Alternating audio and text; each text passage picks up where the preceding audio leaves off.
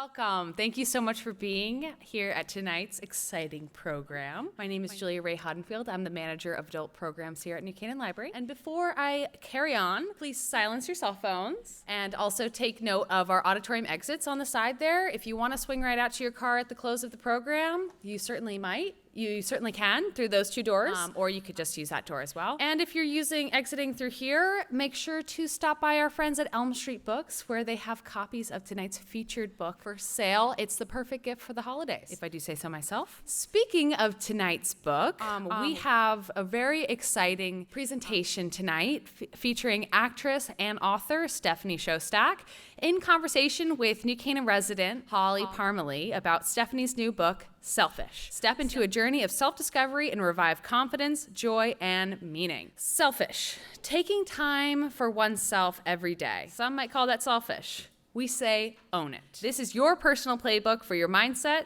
your toolkit to cope and grow. It's unique to you. It gets you back to the best of you. Yes, it's a good thing to take care of yourself. You'll bring more of what you cherish and value to the world and those around you. That is selfish. I think this is exactly the kind of energy we need around the darkness. We need to be more selfish, right? That's why we're all here. Szostak, Stephanie Szostak, left her native France to study business and play golf at the College of William and Mary. At 29 years old, after 4 years at Chanel in NYC, she took a leap and gave the acting world a try. And soon she landed a role opposite Meryl Streep in Devil Wears Prada. I mean, can you imagine that? Her most notable projects include the ABC hit series A Million Little Things, Iron Man 3, and Dinner for Schmucks. Early in her career, she suffered from crippling imposter syndrome, which pushed her to address her mindset and develop her own playbook as daily practice of mental fitness. And in conversation is, New Canaan's favorite Holly Parmalee. Holly has been a features editor and writer at Serendipity magazine since 2013. She began her career writing as a book publisher with Little Brown and Company, where she worked for 12 years in publicity and eventually became the associate publisher. She was also an editor-at-large for the lifestyle website, The Select Seven. She served 2 terms as board member here at New Canaan Library, and we always love when she brings us wonderful people to the library. So thank you so much to Stephanie and Holly for being here tonight. So without further ado, please join me in welcoming Stephanie Szostak and Holly Parmalee. Thank you. Hey, Stephanie, we're so happy you're here. I wanted to start us off with, why did you write Selfish? First of all, Selfish is a workbook that will guide you to create your own playbook for life. That's kind of the uniqueness of this book. And you might ask, what is a playbook for life?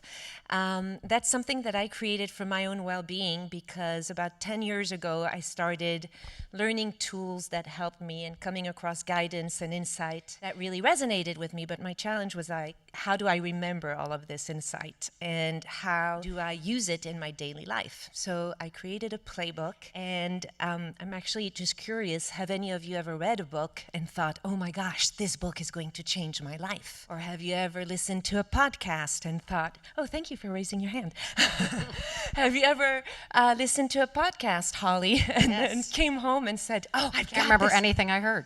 Or maybe left therapy and thought, oh, now I've got this. So my playbook has really helped me bring all of these takeaways, and that helped me think better, feel better, and do better. And this book is for you to discover what those things are for you that help you do life a little better, so that then you can put them into your playbook. Well, what inspired you to write the book? So what inspired me was during COVID in 2020, when we were all in lockdown, Give an Hour, a national mental health nonprofit who I wrote this book with, I had met them on A Million Little Things, and they called me. They had new leadership. They called me to get to know me a little better and asked me what I did for my well-being. I shared some stuff, and then I said, a unique thing is this concept of playbook. And they loved it. They decided to do a webinar series to introduce this concept to their community. People really liked it, but everybody was like, what goes in your playbook? And I was like, it's personal. What's in my playbook is not going to go in your playbook. And this person in Westport, Rodi Lorenz, who's sitting right here, who's an entrepreneur and started Joyride. I did not know Rhodey, but she listened to one of the webinars and really liked it and contacted me and said, I want to bring this concept to my instructors. Have you ever, but it's still not clear how you create your playbook. Have you ever thought of writing a book? And I was like, no, what would the book be? And she said, a workbook that would guide you through the process. And so thank you, Rhodey. We listened and there it is. Well, how long? It sounds like you started using a playbook or your own version of a playbook for a long time yourself. Yeah. So how did it come from that, your own personal version of a playbook, to this? So the first version was a set of flashcards. I was on a movie set with Kevin Bacon, Jeff Bridges, and Ryan Reynolds, and I felt like beginner me was with all these big movie stars. Before we started production, we were rehearsing, everybody took a break, and Kevin Bacon and me were just next to each other. And he said, man, I'm such a mess. I always get like this before I start a new project. And by the way, your Bacon number is now a 2. And in my head, I was like, wait, what? You're nervous? You're Kevin Bacon. What the heck? But he helped me so much in that moment because I realized I'm always going to have fear. I'm nervous right now. And really what matters is what do we do with that fear? Maybe you don't struggle with being nervous or fear, but we all have things we struggle with. And during that movie is actually when I started really diving into books and started listening to guided meditations. And I went to the bookstore, bought myself a set of flashcards, and I wrote all the takeaways on these flashcards. And every morning before I went on set, I would flip through the flashcards to sort of bring all these good thoughts and put them into my head. And what happened was during the day, when negativity would creep in or self-doubt would come in, the thoughts that the reminders that I had looked at that morning popped into my consciousness and gave me a way to recalibrate. And then 5 years ago, I created a playbook on my phone, and it's an album.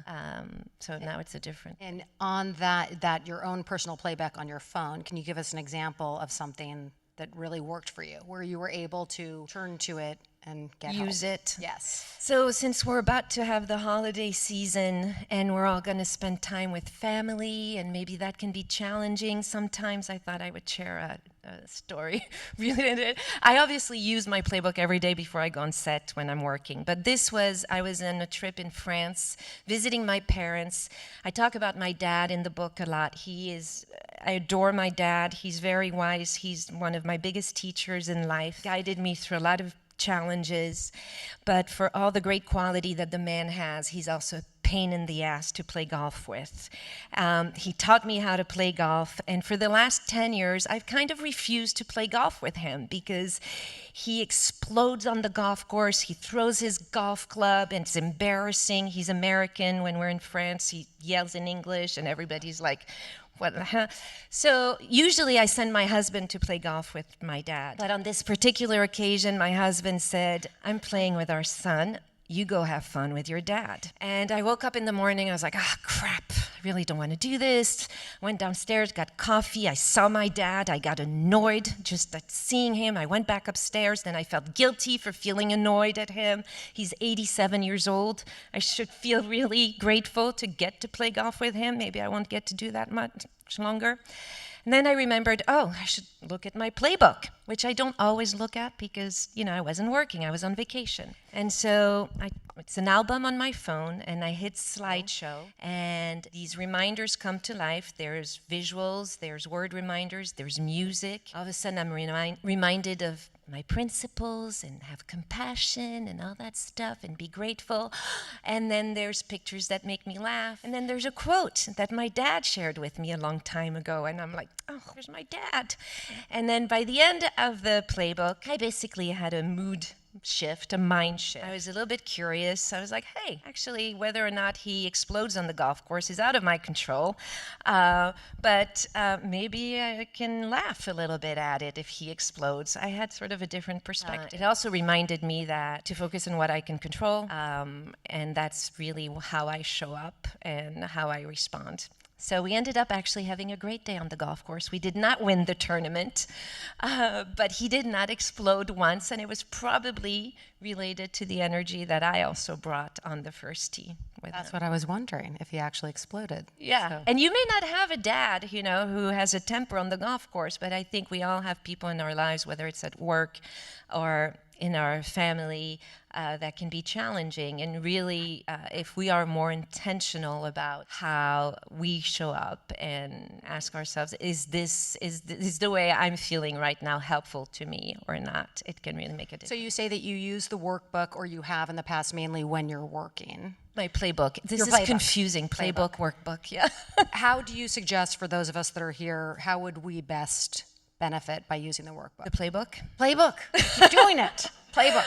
Well, I think the first step is going through the workbook, which is 8 exercises. workbook. Yes. So the first step is going through the workbook, which is 8 exercises, and then the answers of the exercises will be the content for your playbook, and then you will have your own playbook. And the best way to use it, I mean, not the best way, but I recommend really using your own playbook daily. Is this what you were? Yes. Yes, daily, because I heard a stat recently from a psychologist and neuroscientist that said that they figured out that within the first 15 minutes of waking up, most of us consume as much information as we did in 1 week 50 years ago. And the impact of that is that it's harder and harder for us to focus on what serves us well. We're distracted from what we're working on. We're distracted from good judgment. And I didn't always use a playbook, and I used to wake up and, you know, it's first of all the agenda, the to-do list, whatever challenges you're facing that day. Then you turn on the news and the text and the emails, and sometimes for me it feels like my mind is getting hijacked and I'm just in reaction mode. And I found that now for 5 years I look at my playbook before I turn to the external world, and it's just helped me to respond, have more intention and direction throughout the day. Well, one of the exercises in the book that I love the most is called Daily Wins. And I think why it resonated was because it was focusing on things that are in your control. So can you explain a little bit more about that? Yes. So daily wins are 5 to 10 actionable steps that you can all take in your own daily life that are within your control and that can move the needle in the right direction, either personally or professionally. And these are not big things. And the point is not to get 10 out of 10. If you get 7 out of 10 on any given day, that is pretty good. Why this is, and the book will help you figure out what those daily wins can be for you. Why that's good is because so much of our daily life is out of our control. Focusing on that which we can control. There's a quote in the book by the American Psychological Association that says, when we focus on that which is within our control, it can help us from getting overwhelmed by life's uncertainty. And also every day when you go through your little daily wins list and you're like, oh, check, check, check. That creates a feedback loop of motivation, confidence, and success, and over time can really create positive momentum. But when we talked earlier, you were like, I love it. There's really small things. There was like a little wheel, and it was call your mother. Or, I mean, some little tiny things that surprised me. It wasn't just, tough things to do. It was some little minor things that really add up. And I love that idea. Yeah, it's asking ourselves what brings us energy during the day, what helps us feel better, what helps, I don't know, if you're going through, marriage counseling. Oh, what are use you language versus I language? That can be a daily win. The other section that I found incredibly helpful was about narratives or voices in our heads. And narratives are stories we tell ourselves, and they highly impact the way we see the world. And they're usually negative. And so this section really was interesting to me to focus on that, and if you would tell us a little bit more about. Yeah, so narratives are things that we say to ourselves regularly about ourselves, about our lives, about our relationships. I had a narrative with my dad. He's a pain in the ass to play golf with. I don't want to play golf with him. I've since changed my narrative. But I just want to read this quote from psychologist Ethan Kross, who wrote the book Chatter. And he explains that our inner voice is highly impactful, not only on our thoughts and feelings, but it can also influence and color everything around us. Depending on what we say to ourselves, we basically have the power to change how we see the world and damage all that we hold dear, our health, our hopes, and our relationships. So the exercise in the book helps you become more aware of your narratives, whether it's at work or with people in your life, and then become aware of the self-talk that you have in those moments, and then actually try to rewrite this self-talk. And it's not about being all positive and being like, in SNL when they were looking at themselves in the mirror and saying, I believe in myself, I'm great. It's really about rewriting self-talk by finding evidence from your life that what you're saying is true. It's believable, and it's supportive and constructive. And that would be an epic thought, correct? Yeah. That you're saying. Would you explain what that is? Oh, yeah. So an epic thought, I did not coin this. This is a psychologist named Michael Gervais. He's a sports performance psychologist. And he says, basically, an epic thought is a thought that can debunk a thought that is not constructive, is something that you believe in, and when you have negative self-talk that comes in, you can have a epic thought to debunk it and get back on track. But the trick is you have to believe it. So Yeah. it's a tough one. You have to really come up with what is your epic thought. Yeah, but the whole book, so the first exercise in the book is for what are your greatest achievements, which will guide you to, become aware of some of your greatest achievements. Those are not necessarily wins in your life. They could be challenges that you've overcome, moments where you didn't know you were going to make it through and you found a way. Through that exercise, you will identify your strengths. So when you go to the narrative exercise, like 5 exercises later, you have more content to create your epic thought, because you're like, oh yeah, I have this strength, I've done this. Each exercise sort of feeds on the other exercise. Okay, so we thought we would try a very abbreviated version of an exercise. All right, this is the Who You Admire exercise, and I just want to, does everybody have a pen and paper? And you're not going to be asked to share anything. Don't worry. Actually, one of the principles of this workbook and even your playbook is that it's private. I'll explain later why. But so first of all, think about 3 to 5 people that you admire in your life. And these can be people from your own life. They can be famous people, famous athletes. They can be alive or not. They can be fictional characters. The coach who gave me this exercise had Batman on his list. And it's not about somebody who's perfect. It's just somebody you look up to. As you are thinking and making your list, I will tell you why it's important to keep it private. I just did this exercise on the Today Show, and Al Roker had Martin Luther King as one of the people he admires. And so they shared, and he was explaining Martin Luther King and why he admires him. And Chanel, who was sitting next to him, was like, oh my God, yours is so much better than me. You could literally see in her eyes complete panic.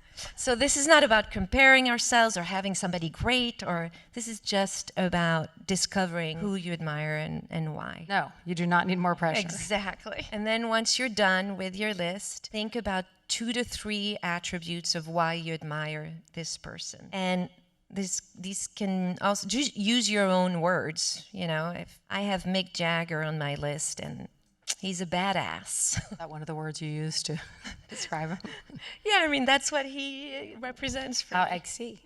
Some of the words, I don't know if anybody needs words too. That's what's great too. There are sections with each exercise, and she helps you. Yes, we help you every step of the way, so there's characteristics or attributes that you can refer to. Would anyone want me to read some of the attributes, or are you all good? Feel free. Okay, great. Kind, leader, lighthearted, loving, not afraid of change, open-minded, passionate, positive, confident, clever, funny, generous, truthful, visionary, warrior, humble, joyful. All right, look at all the attributes. Do any of them repeat themselves? on your list. They may not be the exact same words, but usually you can sort of see some themes. So maybe you have good sense of humor for one person, funny for somebody else. Circle the ones that repeat themselves. Those are the unique sets of values or attributes that really speak to who you are, to the core of who you are, that resonate with what truly matters to you. It's a really unique exercise to get to the values or characteristics that speak to us. A lot of times people ask us, what are your values? It's important to know your values, and it's an intellectual exercise. This is a different way to arrive at that. And what we admire in others is often what we desire for ourselves. And there's evidence that shows that just by thinking of the people we admire can help us, is a source of inspiration to motivate us to bring those qualities in our own life. There's research behind all this. I'm not the best at explaining it. But I have people I admire in my workbook, and one of them is Mick Jagger. And because in my own work, sometimes I can feel small and tentative. And I know that over time, just seeing repetitively these reminders has helped me be more daring on set. So in your own playbook, you can add pictures of the people you admire. And even sometimes when we're facing difficult decisions in our lives, the people we admire can be referred to as value guides. And you can look up to them, not them as a whole person, but the qualities you admire in them, and ask yourself, oh, is my decision honoring these values, these characteristics that they represent? It's really a great guide.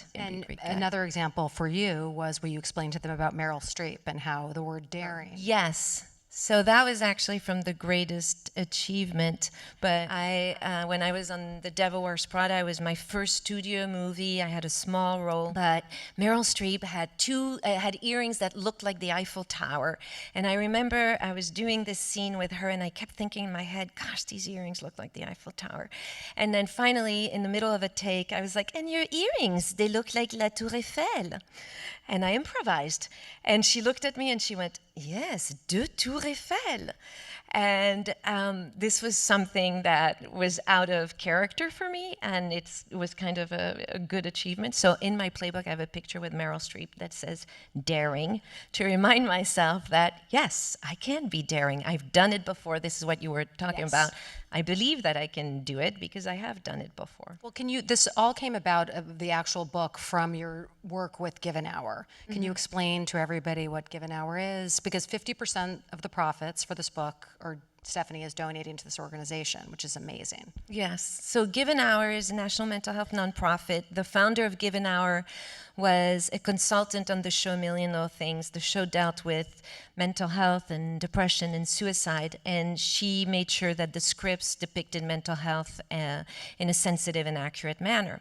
That's how I met Give an Hour.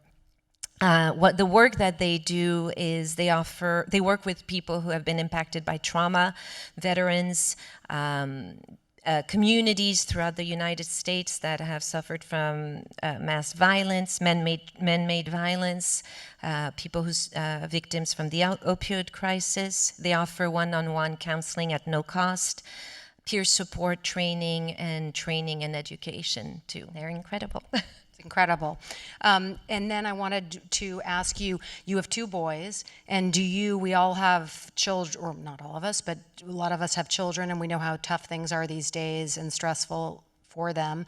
Do your kids use the playbook, or do they create their own? Well, my oldest son was in high school. He actually, his nightstand, he started writing whenever he would come across things that he liked. I think it was mostly on TikTok.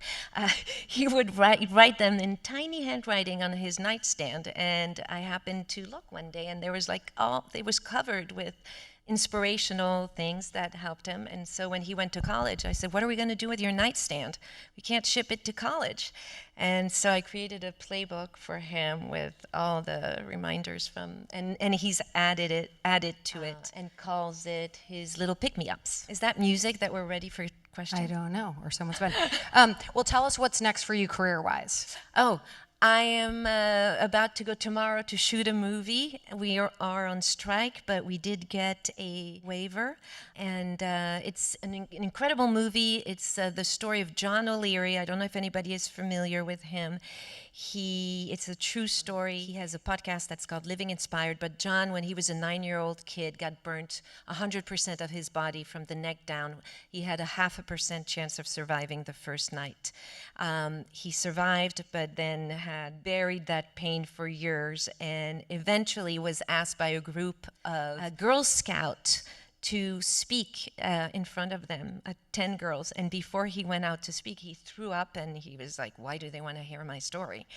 And eventually that led to him sharing his story throughout the world now, and having a podcast, writing an amazing book called On Fire. And this is what the movie's about. And I'm playing his mom. Exciting. See, this is what I love about Stephanie. She is so honest, and I think we all appreciate so much you being vulnerable. I think helps everybody here be willing to take the chance for themselves. Because I look at you, and I cannot believe for a second that you would have any self-doubt or negativity about yourself and not be Kevin confident. Bacon. I know. That's true. And so I think that we so appreciate you being open with us and sharing your story. And I hope everybody gets a copy of this, because it is honestly the best gift. I'm giving it to my boys. I want everybody to use it, including myself. Thank you so much for being here with us. Thank you so much, Holly. Thank you. Thank you. And Stephanie will be signing books over there, so if anyone would like a signed copy, please see Stephanie over there. Thank you for coming.